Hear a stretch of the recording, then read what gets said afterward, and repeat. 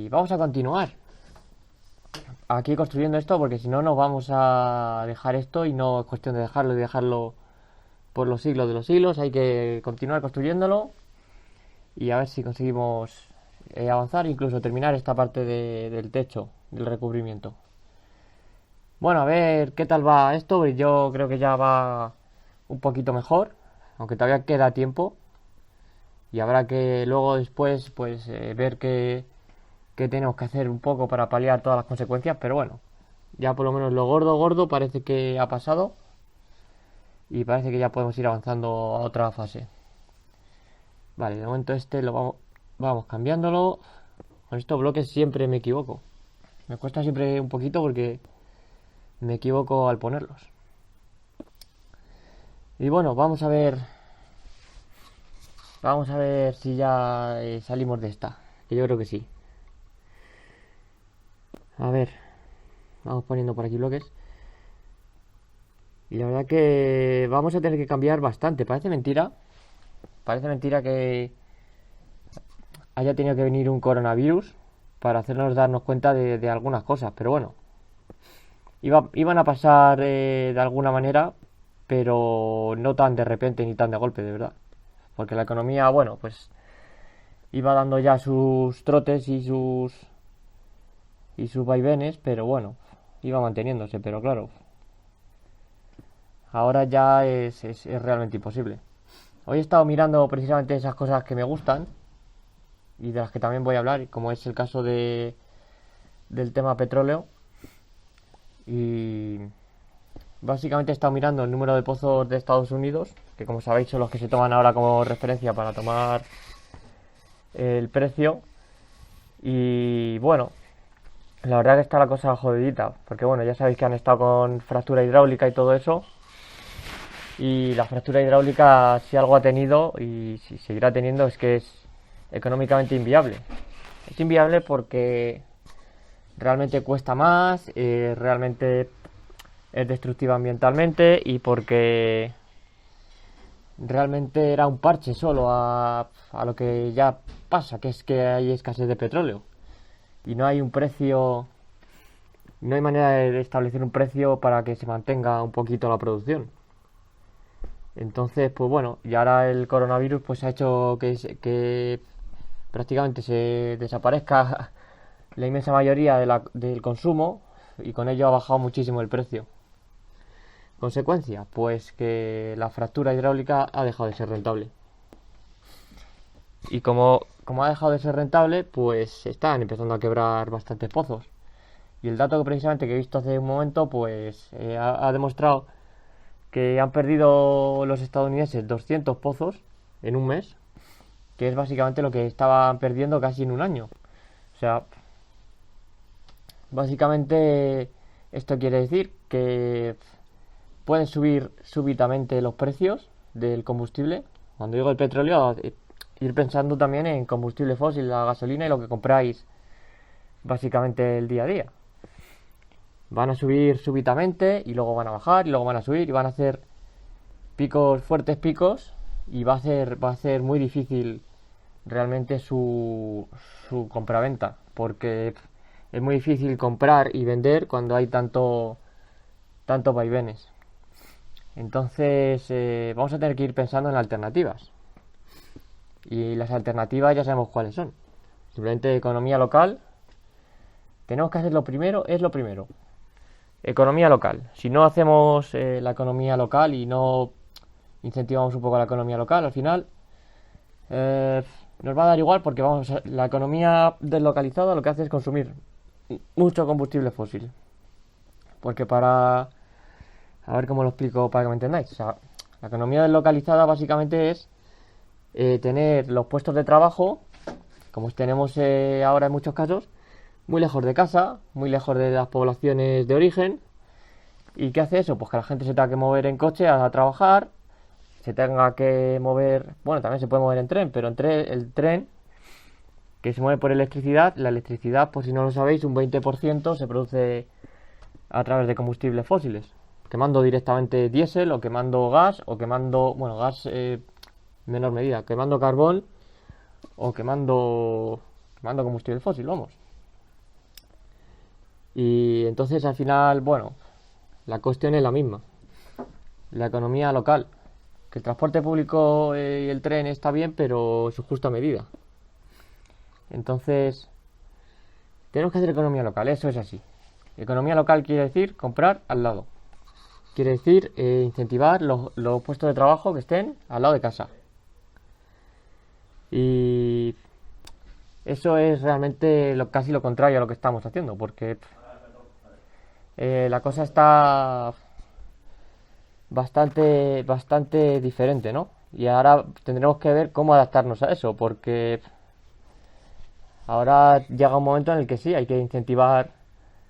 Se ha puesto a decir los gobiernos que es que hay que incentivar la bicicleta. Sí, hay que incentivar la bicicleta, pero tiene que ir acompañada sí o sí de una economía local. Si no, ¿de qué sirve decir, oh, vamos a hacer aquí no sé qué carriles, que tampoco los necesitamos, por cierto? Los carriles bici ni los carriles especiales. Porque es que si no hay coches, y básicamente, y con coches igual, si es que lo único que necesitamos es que haya educación. Y eso se consigue como se consigue. No es necesario carril bici ni nada de eso, es simplemente educación. Y más allá de eso, lo que yo digo, o sea, de nada sirve poner todo eso, que si carril bici, que si incentivar la bicicleta, que si reactivar el sistema de alquiler de bicicletas, si al final vamos a seguir con un sistema en el cual un trabajador tiene que irse pues a la otra punta de Madrid o a otra provincia o tiene que venir de otra provincia a Madrid, porque ¿cómo vas a meter la bicicleta en esos casos? Bueno, ahora voy a cocer más terracota esta que me falta. ¿Cómo vas a meter la bicicleta en esos casos si tiene que venirse una persona? Pongamos, como se vienen muchas, desde Ávila, desde Segovia, desde Toledo, desde Guadalajara, hasta aquí hasta Madrid que hay, pues sale una media de 60, 70 kilómetros o más. Bueno, yo creo que más. Más porque 90 hay de Madrid a Cercedilla y es dentro de la misma Comunidad de Madrid. Pues echar más de 100, fácil, más de 100. Desde las provincias y los municipios de las provincias adyacentes hasta Madrid, capital. Pues al final, si no incentivamos lo que viene siendo hacer las cosas al lado, y también va por el tema de la producción agrícola. Si no producimos al lado, tenemos que utilizar las superficies industriales en quiebra, tendremos que utilizar superficies que no estén utilizándose para producir al lado, en las mismas ciudades. Y ahora se tiene que incentivar otra agricultura que no se ha incentivado o no se le ha hecho mucho caso, y es la agricultura urbana. O sea, tiene que haber agricultura dentro de la propia ciudad y tiene que haber superficies. Pero ¿cuál es el problema ahora? Básicamente que las superficies están carísimas. O sea, el precio de la superficie aquí en Madrid es un locurote. Entonces hay que rebajar el precio de superficie aquí en Madrid. Hay que cultivar aquí en superficies pues abandonadas o en quiebra, o hay que aprovechar las superficies que haya disponibles. Y no sé, habrá que continuar pensando a ver qué tenemos, porque claro, lo que sí que no es sostenible es lo que tenemos ahora de pues estar produciendo muy lejos y encima ya no producir, porque bueno, dentro de aquí de España hay sitios, en el caso de las manzanas, por ejemplo, que se producen en Soria, en Aragón, en Huesca, en determinados lugares que es donde se produce mejor, o el tema de los plátanos que se producen en Canarias y tal, pero aún así sigue siendo un poquito lejos. Tenemos que ir pensando en producir dentro del mismo municipio y consumir pues dentro del mismo municipio, porque aquí en Madrid se puede cultivar pues casi de todo. No te voy a decir frutas tropicales, que eso sí o sí lo íbamos a tener que traer de Canarias, pero sí se puede producir casi de todo, o sea, de frutas y verduras, vamos, manzanas, naranjas, es que lo que te propongas. Y hay que ir pensando un poquito en eso. Pero bueno, yo creo que la situación un poco nos va a conducir más o menos por ahí. Habrá que ver un poco cómo nos va a llevar y cómo nos va a ir conduciendo. Pero bueno, habrá que tomarse las cosas de otra manera y no empezar como determinado dirigente americano que dice que quiere ya abrirlo todo y ya como si aquí, bueno, entonces vamos a ver, con paciencia, hay que tener paciencia porque estamos como estamos y mira, si hay que cerrar otro mes más, pues se tiene que cerrar otro mes más. Lo primero es lo primero, ¿no? Y bueno, yo creo que chicos, lo que, sobre todo ahora que estamos en coronavirus y que no tenemos que movernos, creo que lo mejor que podemos hacer es comprar al lado, local. Nada de usar el coche y esas cosas. Sé que hay mucha gente que no tiene más pelotas, pero bueno, hay que intentar comprar al lado, literalmente, al lado. Incentivar siempre en vuestras comunidades, en vuestros, allí donde viváis, o que seáis de América Latina o de, yo que sé, o de Asia o de África, pues incentivar siempre la compra de lo que tengáis al lado. Porque bien es verdad, como ya he dicho otras veces, que encima ya no solo es el hecho de que vayamos a comprar en coche y vayamos a trabajar en coche y todo eso. Es también que estamos comprando en sitios que nos traen la fruta de, pues eso, de la otra punta del mundo, ya sea de Asia o de Sudáfrica o de países que están demasiado lejos, cuando aquí se puede producir muchísimo. No digo que eso no tenga que existir, pero digo que tiene que ser un porcentaje mínimo de todo lo que compramos. Y es al contrario, es un porcentaje demasiado elevado de lo que compramos, solo porque está barato. Entonces, no es buena idea. No es buena idea crear esas dependencias, porque eso es comprar fruta de Turquía o fruta de Sudáfrica o fruta de China. Se traduce básicamente en consumir, porque vienen en barcos cargueros, como bien sabéis, que transportan pues un montón de toneladas de esa fruta o de esa verdura y que consumen como 100 coches, porque lo que tarda en venir un barco, incluso desde Turquía o de Israel, que también nos vende frutas y verduras, pues es 2 semanas desde Israel o de Turquía, hay 2 semanas en barco carguero, un barco carguero que cada día consume lo que 100 coches. Entonces eso no es lógico, no es viable. Realmente lo hemos hecho viable ahora, pues en fin, os podéis imaginar cómo, ¿no? A costa de unas condiciones poco adecuadas. Pero bueno, yo creo que todo esto va a cambiar y va a haber bastantes conflictos en unos y otros países y vamos a tener problemas y vamos a ver si los solucionamos como debemos solucionarlos. Creo que tenemos un reto, yo os diría casi global, ¿no? Porque bueno, ya lo estáis viendo. Y a ver si somos capaces de salir un poco adelante. Que yo creo que podemos. A ver aquí qué he hecho. Vale, ahí está. Bueno, como veis vamos avanzando aquí en esta terracota que ya tenemos bastante cubierto. Yo no sé si fuera de cámara avanzaré algo, seguramente sí, y veremos a ver. Veremos a ver. Como veis no me corto en hablar de política y esas cosas. Se puede hablar de política. Hay mucha gente que está diciendo, es que la política es que son unos corruptos, son unos... Yo creo que con educación y con respeto se puede hablar de política y sin insultar, sin decir, sin faltar respeto a nadie por poco que nos guste, se puede hacer un debate de política. Pero sin radicalismos y sin nada. Para mí, por lo menos en mi canal, no va a haber ningún tema tabú. Ni voy a tener ningún tema que diga, no, de este no quiero hablar o de este no quiero... No. Se va a hablar de todo y aquí va a haber de todo. Pero, eso sí, con respeto y con educación. Entonces, podéis hablar de todo en los comentarios, podéis decir de todo, siempre y cuando sea con respeto y con educación. En cuanto vea faltas de respeto y de educación ya... voy a coger aquí más terracota ya cocida. En cuanto vea faltas de respeto y de educación, entonces ya corto. Porque... sí, vale. Déjame en paz, anda. Ven aquí a cocinar conmigo. A ver. Jope. Que por cierto, ahora está todo el mundo que sí con los bollos, con el no sé qué. Todo el mundo sacando fotos de bollos, de bizcochos. Mi madre igual, me ha hecho tropecientos mil bizcochos bajos en azúcares porque sabe que yo como saludable y bueno, algo he comido. Aunque yo no soy muy de comer, pero bueno, un poquito no pasa nada. Y la verdad, estaba buenísimo. Está bastante bueno. Otra cosa que se ha planteado también y que tiene bastantes pegas es el tema del coche eléctrico.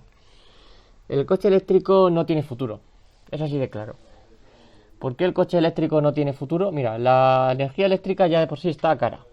Eso es así. Si encima nos ponemos a consumir de energía eléctrica eso que consumimos de combustible fósil, ya vamos a aumentar un montón el consumo. Y si aumenta el consumo, aumenta el precio.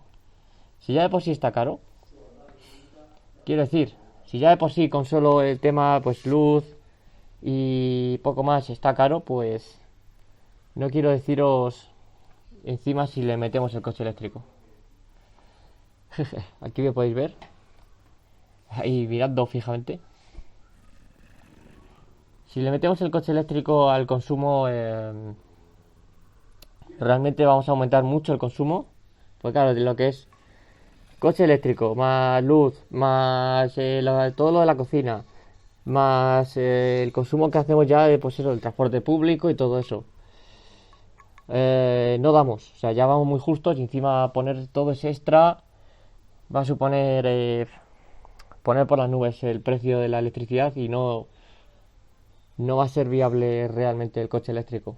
O sea, no es. Y también digámonos la verdad, ¿no? O sea, no hay nada, no hay una máquina ni hay nada perfecto que nos vaya a solucionar la vida, que nos vaya a ser mega magnífico que te cagas. O sea, eso no. Y porque te compres un coche eléctrico, porque te compres o porque te hagas vegano, no vas a ser más ecológico o más mejor y. Ángel, que macho, que es que se oye desde aquí, por favor, quítalo, bájalo. O cierra la puerta. Pues es que está mi hermano también ahí hablando por videoconferencia, que ahora estamos todos y